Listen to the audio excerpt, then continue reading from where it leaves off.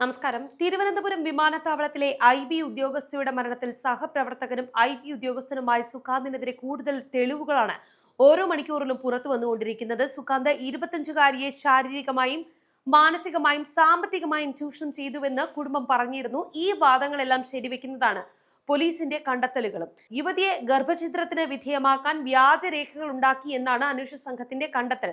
വിവാഹിതരെന്ന് തെളിയിക്കുന്ന രേഖകൾ സുകാന്ത് തയ്യാറാക്കിയിട്ടുണ്ടായിരുന്നു. വ്യാജ ക്ഷണക്കത്ത് ഉൾപ്പെടെ ഉദ്യോഗസ്ഥരുടെ ബാഗിൽ നിന്ന് ലഭിച്ചിട്ടുണ്ട് എന്ന് പോലീസ് ചൂണ്ടിക്കാട്ടിയിട്ടുമുണ്ട്.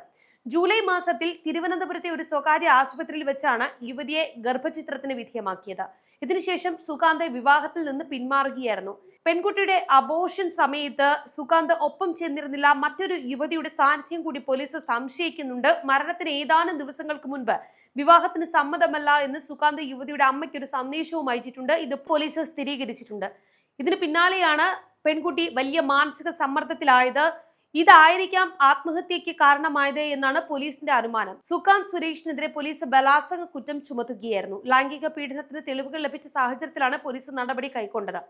സുകാന്തിനെ കഴിഞ്ഞ ദിവസം കേസിൽ പ്രതി ചേർത്തിരുന്നു. ഒളിവിലാണ് സുകാന്ത്. ഇയാൾക്കായി പോലീസ് ലുക്കൌട്ട് നോട്ടീസും പുറത്തിറക്കിയിട്ടുണ്ട്. സുകാന്തിനെ തിരക്കി പോലീസ് സുകാന്തിന്റെ വീട്ടിലെത്തിയിരുന്നു. അവിടെ വീട് അടച്ചിട്ട നിലയിലാണ്. മാതാപിതാക്കളും സ്ഥലത്തില്ല. വളർത്തു മൃഗങ്ങൾ മാത്രമാണ് ആ വീട്ടിലുള്ളത്. വീട് പൂട്ടിയിട്ട നിലയിലാണ്. സുകാന്ത് ഹൈക്കോടതിയിൽ മുൻകൂർ ജാമ്യാപേക്ഷയും സമർപ്പിച്ചിരുന്നു. തിരുവനന്തപുരം വിമാനത്താവളത്തിൽ നിന്ന് നൈറ്റ് ഡ്യൂട്ടി കഴിഞ്ഞ് പുറത്തിറങ്ങിയ ഉദ്യോഗസ്ഥ പേട്ടയിൽ ട്രെയിനിന് മുന്നിൽ ചാടിയാണ് ആത്മഹത്യ ചെയ്തത്. ഇപ്പോൾ ഈ സംഭവം നടന്നിട്ട് 1.5 ആഴ്ച പിന്നിടുന്നു. സഹപ്രവർത്തകനായ മലപ്പുറം സ്വദേശി സുകാന്തുമായിട്ടുള്ള ബന്ധത്തിലുണ്ടായ തകർച്ചയാണ് മകളെ ആത്മഹത്യയിലേക്ക് തള്ളിവിട്ടത് എന്ന് കുടുംബം തുടക്കം മുതലേ പറഞ്ഞിരുന്നു. ഇത് സംബന്ധിച്ചാണ് കുടുംബം IBക്കും പോലീസിനുമൊക്കെ പരാതി നൽകിയതും. ആദ്യഘട്ടത്തിൽ അസ്വാഭാവിക മരണത്തിനാണ് പോലീസ് കേസ് എടുത്തിരുന്നത്.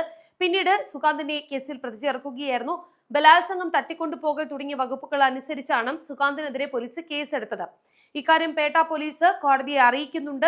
സുകാന്തിനെതിരെ പോലീസ് ആത്മഹത്യ പ്രേരണാ കുറ്റം ചുമത്തിയിട്ടില്ല. ആത്മഹത്യ പ്രേരണാ കുറ്റം ചുമത്തുന്ന കാര്യം പോലീസ് പരിശോധിച്ചു വരികയാണ്. ട്രെയിനിന് തലവയ്ക്കുന്നതിന് നിമിഷങ്ങൾക്ക് മുൻപ് ഈ പെൺകുട്ടി ആരോടോ ഫോണിൽ സംസാരിക്കുന്നുണ്ടായിരുന്നു എന്ന് ലോക്കോ പൈലറ്റ് സ്ഥിരീകരിച്ചിട്ടുണ്ട്.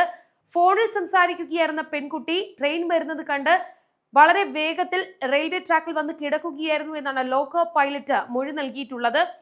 എന്താണ് ഈ പെൺകുട്ടി അവസാനമായി സുകാന്തിനോട് സംസാരിച്ചത് എന്നാണ് പോലീസ് അന്വേഷിച്ച് വരുന്നത്.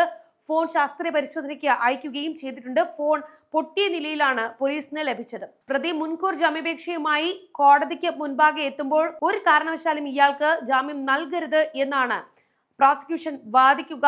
സുകാന്തിനെതിരെ ഗുരുതരമായ വകുപ്പുകൾ ചുമത്തിയിട്ടുണ്ട് എന്നും ജാമ്യം നൽകരുത് എന്നുമാണ് പോലീസ് കോടതിയെ അറിയിക്കുന്നത്. സുകാന്തിനെതിരെ പോലീസ് കേസ് രജിസ്റ്റർ ചെയ്ത കാര്യം IB അറിയിച്ചിട്ടുണ്ട്. പ്രതിചേർത്ത സാഹചര്യത്തിൽ ഇയാൾക്കെതിരെ വകുപ്പ് തല നടപടി ഉടൻ ഉണ്ടായേക്കാനുള്ള സാധ്യതയുമുണ്ട്. തന്റെ മകളെ സാമ്പത്തികമായും സുകാന്ത് ചൂഷണം ചെയ്തിരുന്നുവെന്ന പിതാവ് പറയുന്നുണ്ട്. ശമ്പളം അടക്കമുള്ള കാര്യങ്ങൾ മകൾ നേരെ സുകാന്തിന് അയച്ചു കൊടുക്കുകയായിരുന്നു. ഇതിന് ബാങ്ക് രേഖകളൊക്കെ തന്നെ തെളിവാണ്. രാജസ്ഥാനിലെ പരിശീലന ക്ലാസ്സിൽ മകൾക്കൊപ്പം സുകാന്ത് ഉണ്ടായിരുന്നു. 2024 മെയ്യിലാണ് ചെറിയ തുക ആദ്യം മകളുടെ അക്കൗണ്ടിൽ നിന്ന് സുകാന്തിന്റെ അക്കൗണ്ടിലേക്ക് കൈമാറ്റം ചെയ്യപ്പെട്ടത്. 2024 ഒക്ടോബർ മാസം മുതൽ മുഴുവൻ ശമ്പള തുകയും അക്കൗണ്ടിൽ നിന്ന് അതേപടി സുകാന്തിന്റെ അക്കൗണ്ടിലേക്ക് യുവതി കൈമാറ്റം ചെയ്തിരുന്നു.